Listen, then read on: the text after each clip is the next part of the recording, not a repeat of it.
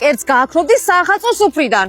ხაჭაპური არ მომწონს. ლობიანი მირჩენია. ოლივიე თუ ხაჭაპური, რომელს ამოიღებდი? ორივეს. ორივეს?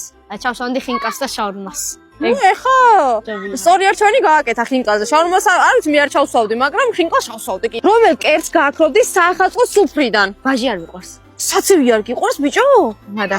რატო? როგორ არ გიყვარს საცივი? მე იცი რომელი არ მიყვარს? ოლივიერო არის. ეგ არ მიყვარს. ეგაც არ მიყვარს. არც მე არ მიყვარს. უფრო ეგ არ მიყვარს. ხო, აი უფრო ეგ მეც არ მიყვარს. აი ცას დავამატებდი? მაგის მაგივრად. ხინკალს. დამწვაც. აჰა, ადამიანს შაურმა უნდა. აჰა, შენ ბუსკვერცხი. და კომენტარებში დაწერეთ, რომელი კერძი არ უნდა იყოს ახალი წლის სუფრაზე. რომელ საახალწლო კერძს ამოიღებდი? სუფრიდან. ვაჟეს. რატო?